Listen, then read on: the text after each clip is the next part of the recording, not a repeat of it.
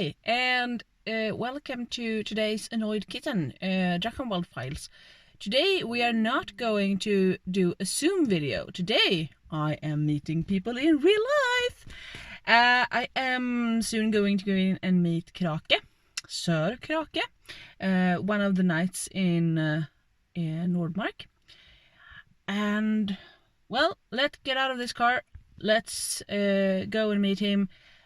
Hi and welcome to Drachenwald Files, and today we are not doing it via Zoom. No! No! We're doing it live. Yes! Cool. It's so nice to meet people for real. So, you are Sir Krake, but please introduce yourself. Yeah, well, my name is Harald Krake actually, but I like the name Krake much better. Even though it's quite hard to pronounce it in English, but it's still like, and I kept it for a very, very long time. So I keep on working that. It's easier to remember just in one name. I don't want to be too fancy-pantsy at some Not with the name Krake, that in Swedish actually kind of mean like... According to my studies, it means like a very tall ladder. You know the ladder where you have like one pole and several things sticking out. So and I'm quite tall, so it works well to have the name after a ladder.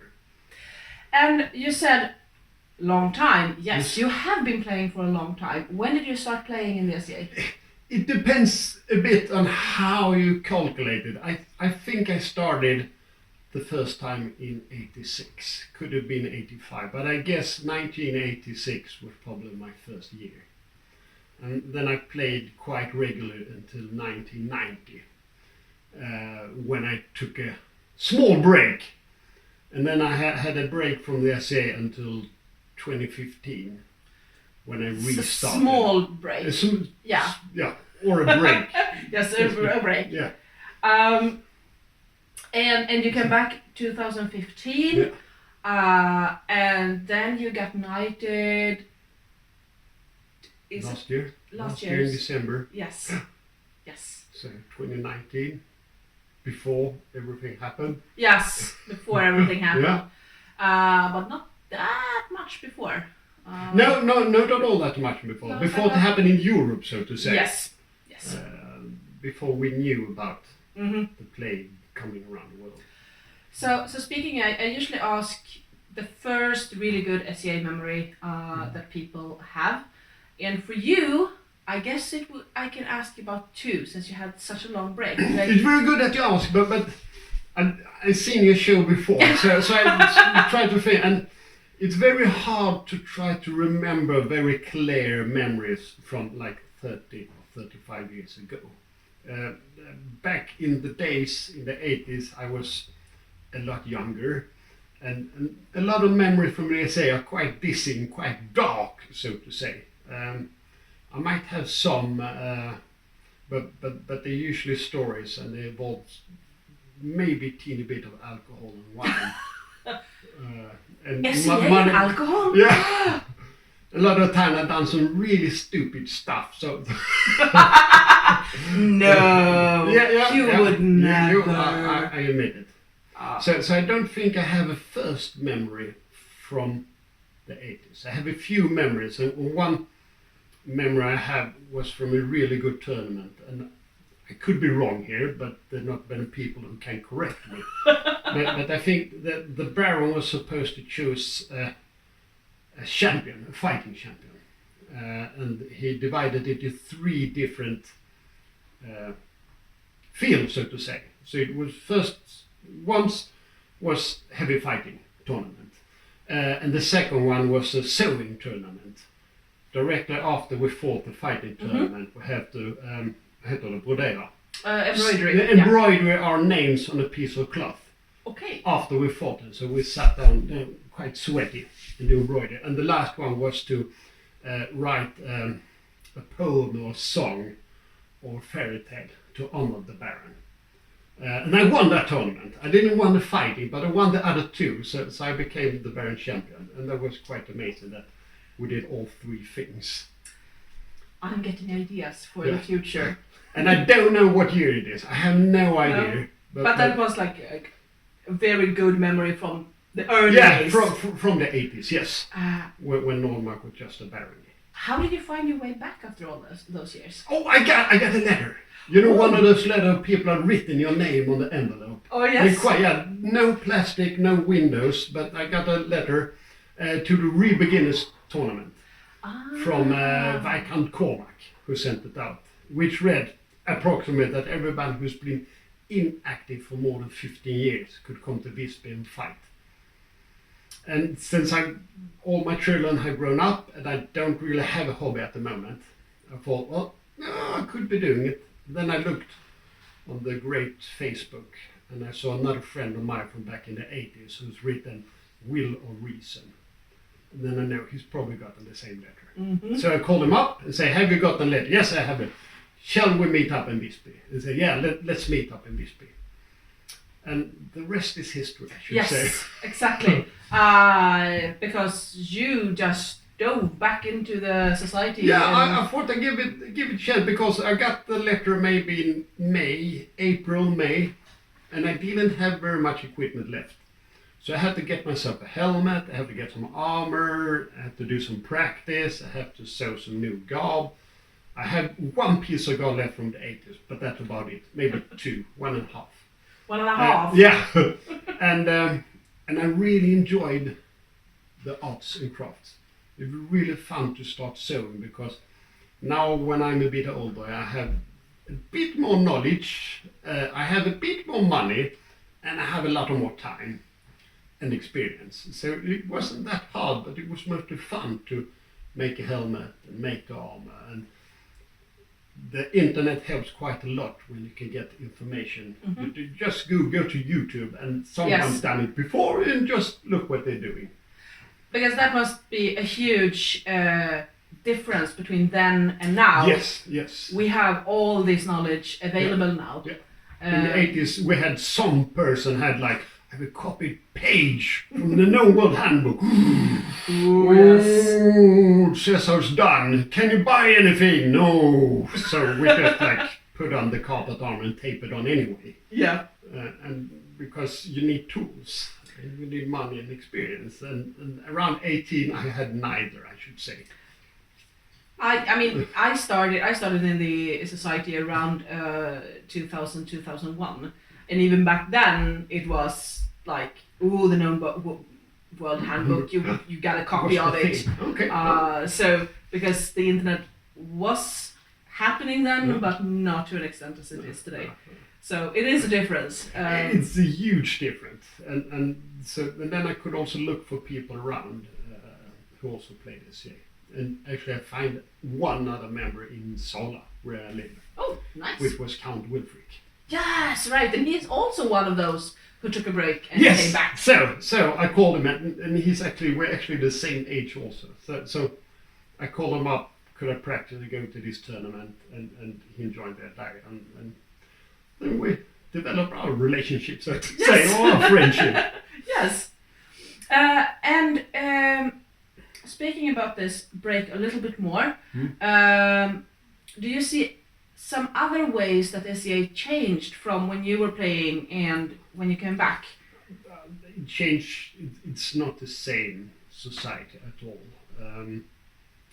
One good memory of coming back was when I went to a feast. I don't know, quite early event. I decided I should go to 5 events to get to know people. So I went to 5 events, and then they came up with the food, and it was quite sparse. It wasn't very much food at all. It was like this much chicken, and so I tried to like steal all the food I get. And then they had another course. Because back in the days we ate food and then we stopped eating, started drinking. We didn't do this several course stuff. No, we ate, we were happy. That was a very big difference when I realized, there's 4 servings. You don't have to get full on the first one. I get it now. And see, this is what we usually tell the newcomers. Yeah. That don't eat too much at the first course because there will be so much food later. But nobody probably told you because I had no idea. Probably but they expected you to know this. Yeah. Because it wasn't like that when no. It's true. That's one big difference. Yes. Another big difference when it comes to making gob. Back in the 80s, no one has invented wool. No. Able to buy. So it didn't exist. No. It probably existed, but Yes, but it was hugely expensive, and we didn't know where to get it. No. At all. So we made clothes out of other stuff, and it worked quite well. And so there's so many small things, and you didn't need a tent. Oh, No one. right. We did double wars. Didn't have any tents in the beginning. Everybody stayed indoors in the camping lodge and lived there. No one had invented tent yet. Because people fitted into those, like you weren't that many. No, that's true. We weren't that many, and also nobody had tents because no one had period tents at all. So because people were 19 and didn't have the economy and the knowledge. True. And so you didn't need a trailer to go to events. No. You could go with a bag, even though it was quite heavy, but it still could go with a bag. You can still do that today, of course. You don't need a tent today to be able to play. But if you want to go to the camping events, it is easier if you have a tent. Of course, it's cool, and I really enjoy it. But it's a big difference. So just the level of knowledge and the level of things that you can have. You're talking to the completely wrong person when it comes to tent, by the way, because I will not share my space with spiders and ants and beetles. I am not a camping person. If there are no indoor places, I will, benefit from a hotel. Just to be honest, I don't have a tent. I just rent one. Yes. Long extension rent. I try to pay my rent every year. I haven't got any rent this year, but maybe next year. We'll see. We'll see. Because it's interesting. I of course expect the hobby to change during all these years. It's almost 35 years, as you said. Yeah. But it's so interesting to talk to someone that was there, because I wasn't. Yeah, they were really cool, and we didn't have royalties. No, right. We didn't have any knights. They came up some knights from Germany, Americans. We had a prince over there. So chains and pointy hats were quite unusual in the time. And compared to now. Yeah, now it's like. Yes, it's true. But that's the way it goes when you change. Yeah. So it's okay, but that's a very big difference. And I also remember that the first time I went to Pensik in '89, and to get to know people before, I wrote a letter to Tournaments Limited newspaper and said, I need pen friends because I'm going to the state from Sweden. Who can I contact? And I get a lot of letters. So then we wrote letters to each other. Right, because the internet was not no internet, that big of a thing. You couldn't call by phone, so you wrote letters. And I have to say sorry if anyone got my letters. I didn't know at the time, but I have dyslexia. And that really doesn't help my English. So how they understood them, I have no idea how they did that. Well, probably they did because they answered. Yeah. But it could have been very easy reading. But it worked anyway. It works anyway, and I do know that most Americans are so impressed by us from Europe that doesn't speak English as a native tongue that we speak English at all. Yeah. So so they be happy to try to figure out what we are. Decipher the code. Yes, exactly. And they're also mighty impressed with our accents. Yeah. That's a good way to get girls and boys. So continue speaking about stuff. You came back for the Visby tournament, and you decided 5 events. And well, you've been very active since then. Do you now have a favorite event? I listened to other people had a question. It's really hard to say because double war is the easy thing to say because that's it's quite long. You have to camp. You got to do all the stuff. But then there are events that I haven't been to. So then I don't know. I heard Morales spoke about Raglan. Looks cool. I would like to go up to Norrskensfesten. It seems cool. And Visby Medieval Week, that's quite cool, and Cadill is quite cool, and no, I can't choose. No. No, it's impossible. I cannot choose. I can't say one favorite event. I think actually with you, I mean, I love Raglan, I love Double Wars, I loved hanging on when I was there up in the north. I haven't been to Northern. I also want to go. And you know, Cadill, Kingdom University, Yeah. it's very hard to On the other choose. hand, the favorite event, it's not about the event or the geographic place anyway. It's about No. who's there. Yeah. So the people around you and what you do, that's what makes a favorite event. So it could be either one, depending on how it turns out, so to say, who's in place. Yes, totally agree with you Yeah. now. And then you get knighted, that was a hard word to say. Yeah. Then you get knighted, and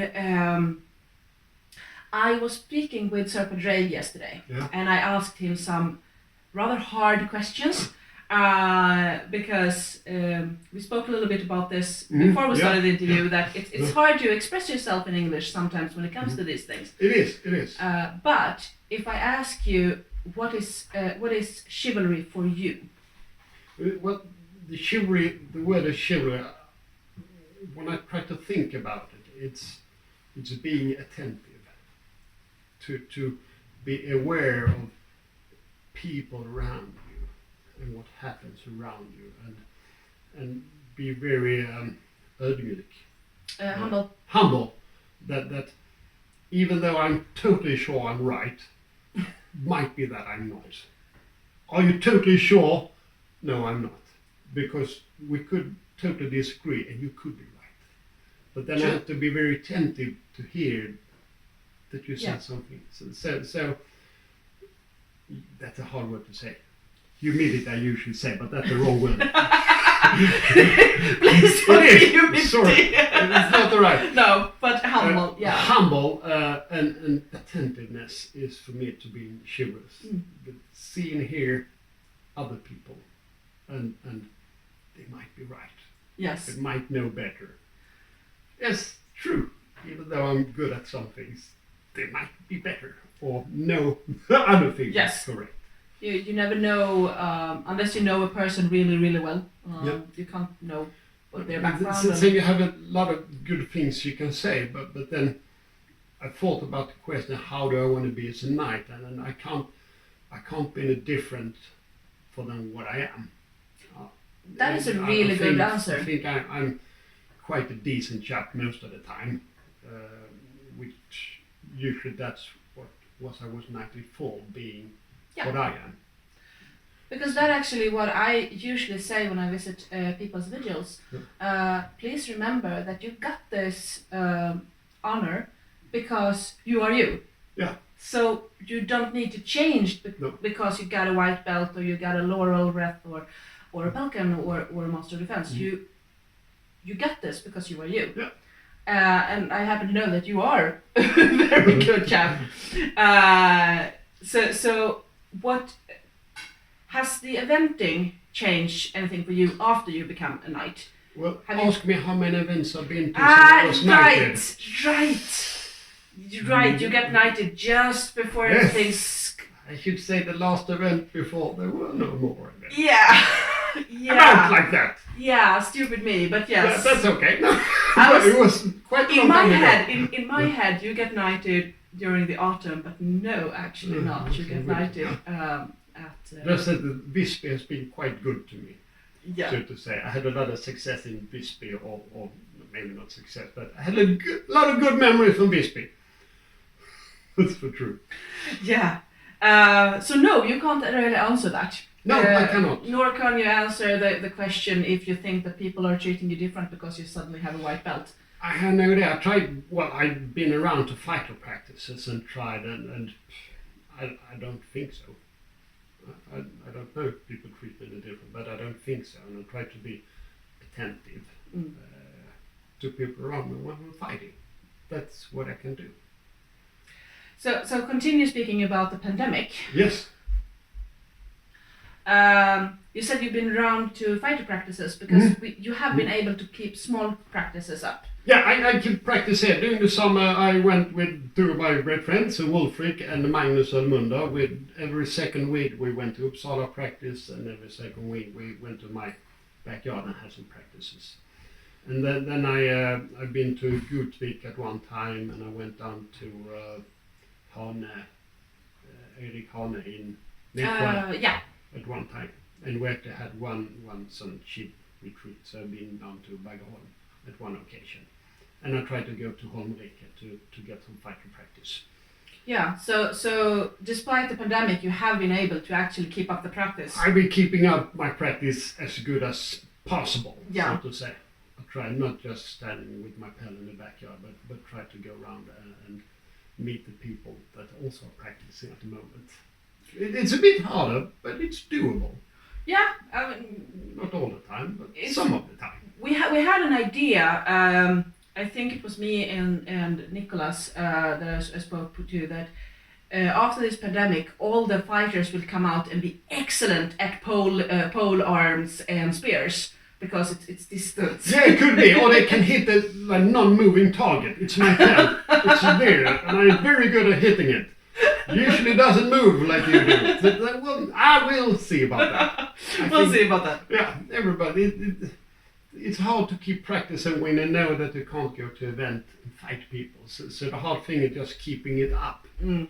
Because, you can't go see people anyway. No. Fighting tournaments. Boring! Yes, it's so boring. Yeah. I mean, my instinct when I met you today was to hug you, and then it was like, no! We don't do that anymore. We don't do that anymore. It's like... Yes. Had you been doing something else to keep up your SCA during the pandemic? Yeah, I try to work on my embroidery. I see something cool and I want to do that, and I know now I have a lot of time to do it. So then I try to do it. Yes. And I really enjoy sewing because I can do something else at the same time, and it doesn't affect the sew too much. Sometimes it does, but that's only 1 out of 10. And I've seen your embroidery. I think it's excellent. I'm gonna cut in a picture of it here. And I mean, looking at what you're wearing, you can clearly see that you enjoy sewing and that you're good at it. Do you do anything else? Is sewing or fighting your main things? Yeah, I should say so. I try to do some tablet weaving with a finish. Yeah. I have it out there, but you need to be so very focused and counting. Like you can't lose the count because it all got screwed up. So I later. I have been saying later to that for 10 years. Yeah, I have one at the moment. So now I don't think I'm not working on any armor at the moment. I spent my summer vacation building at a barn that we had over here. So then I don't have time to put up my workshop and do. Because you do your own armor too. Yeah, I try to do. I built 3 helmets so far, and see them behind us here. Oh, no, I'm down one of them. One of them. That one I bought, but you get better each time. Yes, of so course, just like with everything. Aware of that even if I do my hardest, it won't be very good the first few times, but it will get better. Like I said, that's like with everything. Yeah. I mean, first time you sew, it might not come out excellent. It might come out okay, and then you try. Improve, yeah. You get some experience. They call it. Yes. And that helps a lot. So no, mostly sewing, making armor, and training. That fighting is what brought me back, and that's what I think. I really enjoy fighting. I think it's fun. Hitting other people with sticks. Yeah, that's one of it. Yeah, the true. Not being hit is also. Yeah. Exactly. Avoid being hit by others too. Yeah, it's also fun. But it's. I mean, it's a sport, so. Well, I can totally see why it's alluring. Yeah, it's very close to sports at least. Yeah. Well, what do you call it? Like blank space. Nah, I can't remember the word. I'm out of words. No words. Blank space. But yeah. sports. So fighting, sewing. You seem to be keeping up that good during the pandemic. No, it's still my hobby, even though Yeah. I can't go to event. The event is just a small part of my SCA. The big part is what I do at home before the event.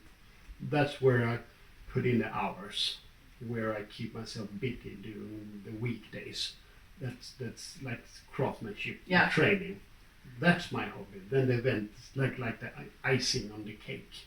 But is it for you like it is for me that the event is kind of a deadline, so that is what keeps you doing it. Yeah, definitely, I want to have this finished for that event. Yeah. That's very important because then it becomes like a competition against myself, and I really like to compete. so that worked really well to have that as a deadline. I need this finished for then, and where can I get it? If you're gonna end this, that's hopeless. We are going to round off this interview. Yes. What words do you have for the young fighters, the one that like right now is just starting to enjoy fighting? I should say that keep on practice, and there's help to be given if you ask for it. So I follow a lot of different YouTube channels, and all of them say, drop us a note and we'll try to reply. Give us an email and we'll try to answer it. So you're not alone. There's more people out there who want to share what they know. So if you want help, or if you want motivation, or whatever, if you have a question, find some faces and send out a question. And people will be happy to help because they're sitting at home having nothing to do, so they need someone to communicate with. So, and that's especially now. Both young and you, they want someone to communicate with. So don't be afraid to ask, and people will help you. People will answer. I'm quite sure. I've done it myself and it worked. It worked, yes. I also done that, but in other areas, and it works. So thank you so much, Sir Harald Krake, for this lovely interview. It was so lovely to meet you. Well, cheers and for the dream. Goodbye. Goodbye.